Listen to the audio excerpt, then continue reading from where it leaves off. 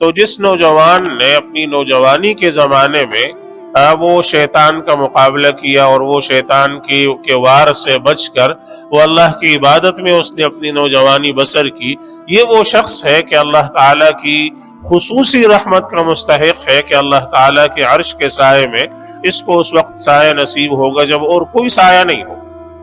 جب سایہ اور کوئی نہیں ہوگا، اس شخص کو اللہ تعالیٰ اپنے عرش کے سائے میں جگہ عطا فرمائیں گے۔ تو یہ دوسرا شخص ہے۔ جب زندگی گزر جاتی ہے، آخری عمر ہو جاتی ہے، اس وقت تو ظاہر ہے کہ اور کوئی گناہ کے لیے راستہ بچتا نہیں ہے، اور اس وقت ویسے ہی انسان جو ہے وہ نیکی کی طرف آ جاتا ہے کہ آج مرنا ہے، کل مرنا ہے۔ نوجوانی کی جو عبادت ہے وہ خاص طور پر اللہ تعالیٰ کو بہت زیادہ پسند ہے، اور بڑھاپے میں تو وقت پیری گرگ ظالم می شود پرہیزگار، در جوانی توبہ کردن شیوئے پیغمبری۔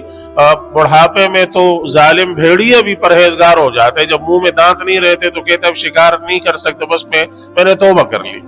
تو نوجوانی کے اندر جب انسان کی قوتیں طاقتیں بھرپور ہوتی ہیں، اس وقت توبہ کرنا اور اپنے آپ کو گناہوں سے محفوظ رکھنا، بچائے رکھنا، یہ پیغمبروں کا شیوا ہے، یہ انبیاء کا طریقہ ہے۔ تو اس لیے یہ وہ دوسرا شخص ہوگا جو خاص طور پر اللہ تعالیٰ کی رحمت کا مستحق ہوگا۔ تو وشاب نشأ فی عبادت اللہ۔ مساجد اور اس کے آداب کے حوالے سے کئی جمعوں سے مضامین کا سلسلہ چل رہا ہے، اس میں 2-3 باتیں انشاءاللہ آگے ذکر کرنی ہے، لیکن اس ضمن میں یہ ایک اہم حدیث ہے جو صحیح بخاری، مسلم، ترمذی مختلف کتب حدیث میں وارد ہوئی ہے۔ اس میں جناب نبی کریم صلی اللہ علیہ وسلم نے ایک بہت بڑی خوشخبری اور بشارت سنائی ہے، اور یہ خوشخبری 7 افراد کے لیے اور 7 قسم کے لوگوں کے لیے ہے۔ تو اس لیے ہم سبھی کو کوشش کرنی چاہیے کہ ہم اس خوشخبری کو، آپ صلی اللہ علیہ وسلم کے اس بشارت کو حاصل کرنے والے بنیں۔ تو آپ فرماتے ہیں سبعۃ یظلھم اللہ یوم لا ظل الا ظلہ، 7 قسم کے افراد ایسے ہیں، 7 قسم کے لوگ ایسے ہیں کہ قیامت کے دن اللہ رب العالمین ان کو اپنے عرش کے سائے میں جگہ دیں گے، جب اس دن اللہ کے اس عرش کے سائے کے علاوہ کوئی سایہ نہیں ہو۔ قیامت کے دن جب اللہ تعالیٰ کے سائے کے علاوہ، اللہ کے عرش کے سائے کے علاوہ کوئی سایہ نہیں ہوگا، ظاہر ہے کہ زمین بالکل ہموار ہو جائے گی، جیسے قرآن کریم فرماتا ہے لا تری فیہا عوجا ولا امتا، نہ اس میں تمہیں کوئی اونچ نظر آئے گی، نہ کوئی نیچ نظر آئے گی، اس دن نہ کوئی چھت کا سایہ ہے، نہ درخت کا سایہ ہے، نہ پنکھا ہے، نہ کوئی پہاڑ ہے، کوئی چیز نہیں ہے، بالکل ہموار زمین ہے، اور اس پر تمام کے تمام لوگ ایسے کھڑے ہیں کہ صرف ان کی 2 قدموں کی جگہ ان کو میسر ہے۔ جہاں آپ کے 2 قدم آتے ہیں، جہاں آپ کھڑے ہو سکتے ہیں، نہ اتنی جگہ میسر ہے کہ آپ دائیں ہو سکیں، نہ اتنی جگہ میسر ہے کہ آپ بائیں ہو سکیں، نہ اتنی جگہ ہے کہ آپ آگے سے رکھ سکیں، نہ اتنی جگہ کہ آپ پیچھے ہٹ سکیں، بس جہاں کھڑے ہیں وہاں کھڑے ہیں، بس 2 قدموں کی جگہ، اور سورج بالکل سر کے اوپر آیا ہوا ہے اور وہ آگ برسا رہا ہے۔ تو اس شدید ترین گرمی میں، جب گرمی کا موسم ہوتا ہے تو کیا حال ہوتا ہے، جبکہ آپ کے سر کے اوپر چھت کا سایہ ہے، آپ نیچے پنکھے کے نیچے بیٹھے ہیں، پنکھا اوپر سے چل رہا ہے، پھر بھی کیا عالم ہوتا ہے انسان کا، اور انسان کی برداشت سے باہر ہو رہا ہوتا ہے۔ تو جب وہ معاملہ یہ ہوگا کہ زمین اتنی بھری ہوئی ہے کہ انسان کے پاس صرف 2 قدموں کی جگہ ہے، اس کے علاوہ حرکت کرنے کی جگہ نہیں ہے، اور بالکل کھوے سے کھوا چھل رہا ہے، اور سورج بالکل سر کے اوپر ہے، اتنا قریب کہ اگر آپ ہاتھ اوپر کریں تو ہاتھ اوپر لگ جائے، اس کی دھوپ پڑ رہی ہوگی، تو اس وقت سائے کی کتنی شدید انسان کو حاجت ہوگی، گرمی کا، حبس کا کیا عالم ہوگا، لوگ پسینے میں ڈوبے ہوئے، پسینے میں شرابور، کسی کے ٹخنوں تک پسینہ، کسی کے گھٹنوں تک پسینہ، کسی کے ناف تک پسینہ، کسی کے منہ تک پسینہ آیا ہوا ہے اور وہ ڈوبا ہوا ہے پسینے میں۔ تو ایسے عالم میں کچھ خوش نصیب لوگ ہیں کہ آپ صلی اللہ علیہ وسلم فرماتے ہیں کہ اللہ تعالیٰ کے عرش کا ٹھنڈا سایہ ان کو نصیب ہوگا، اور وہ اس شدید ترین گرمی میں اور اس طویل ترین دن میں اس تکلیف سے بچے ہوئے ہوں گے۔ تو وہ کون لوگ ہیں؟ آپ نے 7 قسم کے لوگوں کو یہ خوشخبری سنائی ہے۔ کچھ اور لوگوں کے لیے بھی دوسری احادیث میں آئی ہے۔ یہاں ان 7 قسم کے لوگوں کے لیے آپ صلی اللہ علیہ وسلم نے ارشاد فرمائی ہے۔ سب سے پہلا شخص ہے امام عادل، وہ ہے عادل بادشاہ۔ عادل بادشاہ کے جس کو اللہ تعالیٰ نے دنیا میں حکومت اور اختیار عطا فرمایا اور اس نے لوگوں کے ساتھ عدل کا معاملہ کیا، اس کے ظلم سے لوگ بیزار نہیں ہوئے، لوگ اس کو بد دعائیں اور لعنتیں اس پر کرنے نہیں لگے، لوگ اس سے خوش رہے کہ واقعی اس شخص نے عدل سے، انصاف سے، اچھے طریقے پر جو ہے حکومت کی ہے اور لوگوں کو نفع پہنچایا ہے، لوگوں کو فائدہ پہنچایا ہے، لوگوں کی بھلائی کے لیے اس نے کام کیا ہے، لوگوں کی خدمت کی ہے۔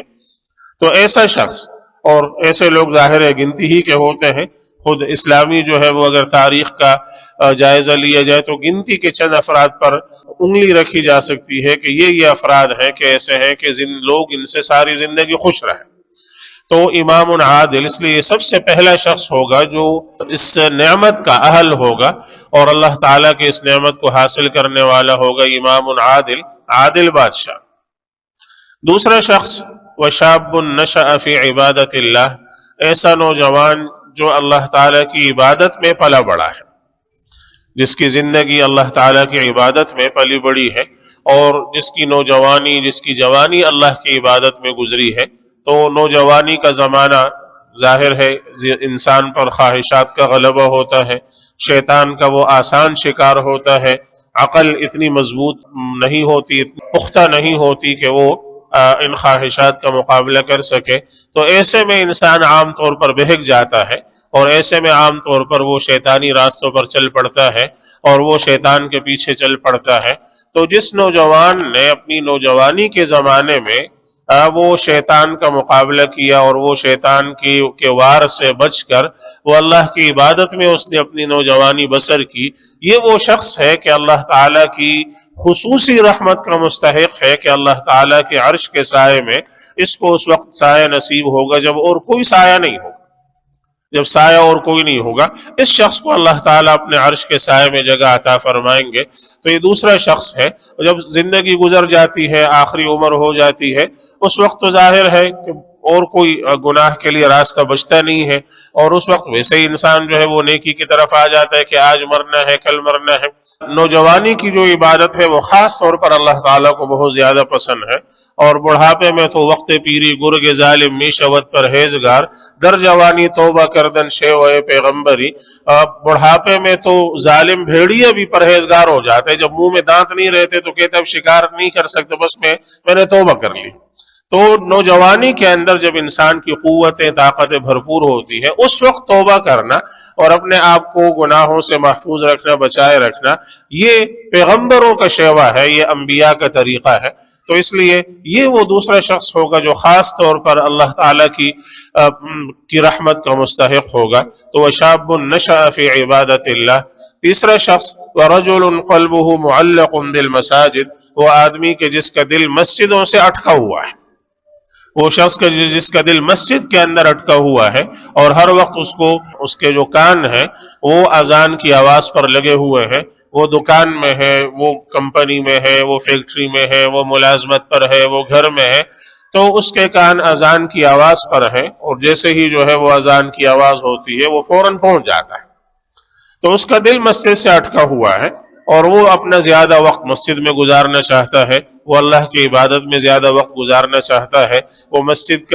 کی عبادت کے لیے ہر وقت میسر ہے، وہ مسجد کی خدمت کے لیے ہر وقت میسر ہے۔ تو تیسرا یہ شخص ہے کہ رجل قلبہ معلق بالمساجد، مسجد سے محبت کا ہونا، مسجد سے دل اٹکا ہوا ہونا، یہ ایمان کی علامت ہے۔ چنانچہ ایک اور حدیث میں آپ صلی اللہ علیہ وسلم فرماتے ہیں کہ اذا رأیتم الرجل یعتاد المسجد، جب تم کسی آدمی کو دیکھو کہ اس کو مسجد آنے جانے کی عادت ہے، ہمیشہ بکثرت پابندی سے وہ مسجد آتا جاتا ہے، فاشہدوا لہ بالایمان، اس کے لیے تم ایمان کی گواہی دے دو کہ یہ مومن ہے، ایسے شخص کے لیے تم ایمان کی گواہی دو کہ یہ مومن ہے۔ اس لیے کہ اللہ تعالیٰ فرماتے ہیں انما یعمر مساجد اللہ من آمن باللہ والیوم الآخر، مسجدیں وہی لوگ آباد کرتے ہیں کہ جن کو اللہ پر اور آخرت کے دن پر ایمان ہوتا ہے، تو وہی لوگ مسجدیں آباد کرتے ہیں، تو اس کے لیے تم ایمان کی گواہی دو۔ تو تیسرا وہ شخص آپ نے فرمایا کہ رجل قلبہ معلق بالمساجد، وہ شخص کے جس کا دل مسجد سے اٹکا ہوا ہے، یہ وہ شخص ہوگا کہ اللہ کے عرش کے سائے میں اس کو جگہ ملے گی جب اور کوئی سایہ نہیں ہو۔ چوتھا شخص آپ صلی اللہ علیہ وسلم فرماتے ہیں وَرَجُلَانِ تَحَابَّا فِي اللَّهِ اجْتَمَعَا عَلَيْهِ وَتَفَرَّقَا عَلَيْهِ، ایسے دو آدمی کے جن کا آپس کا تعلق، آپس کی محبت بس اللہ کے لیے ہے، اللہ کے لیے ہے، کوئی دنیاوی غرض اس میں نہیں ہے، آپس میں کوئی تجارت کا لین دین کا معاملہ نہیں ہے آپس میں، اور کوئی جو ہے ان کا اور کوئی معاملہ نہیں ہے، صرف اللہ کے لیے ان کی محبت ہے، وہ اللہ کے لیے ملتے ہیں، اللہ کے لیے جدا ہو جاتے ہیں، اللہ کی محبت سے، اللہ تعالیٰ کے دین کے رشتے سے، اللہ تعالیٰ کے دین کے واسطے سے ان پس کا تعلق اور آپس کی محبت ہے، وہ آپس میں اسی پر ملتے ہیں، اسی پر جدا ہوتے ہیں اور کوئی غرض نہیں ہوتی۔ تو اللہ کے لیے محبت رکھنا یہ ایمان کی علامت ہے۔ چنانچہ ایک اور حدیث میں صحیحین کی حدیث آپ صلی اللہ علیہ وسلم فرماتے ہیں من احب للہ وابغض للہ واعطى للہ ومنع للہ فقد استکمل الایمان، جس آدمی کی محبت اللہ کے لیے ہو، نفرت اللہ کے لیے ہو، دینا اللہ کے لیے ہو، روکنا اللہ کے لیے ہو، اس کا ایمان کامل ہے، اس نے اپنا ایمان مکمل کر لیا۔ جس نے اللہ کے لیے محبت رکھی، اللہ کے لیے بغض رکھا، اللہ کے لیے کسی کو کچھ دیا اور اللہ کے لیے ہاتھ روکے رکھا، یہ شخص ہے کہ فقد استکمل الایمان، اس نے اپنا ایمان مکمل کر لیا۔ تو اللہ کے لیے محبت رکھنا یہ بہت بڑی عبادت ہے، اور اس پر یہ شخص، یہ دونوں افراد مستحق ہوں گے اس خاص رحمت کے کہ اللہ تعالیٰ کے عرش کے سائے میں ان کو اس وقت جگہ نصیب ہوگی جب اور کوئی سایہ اس دن کے علاوہ نہیں ہوگا۔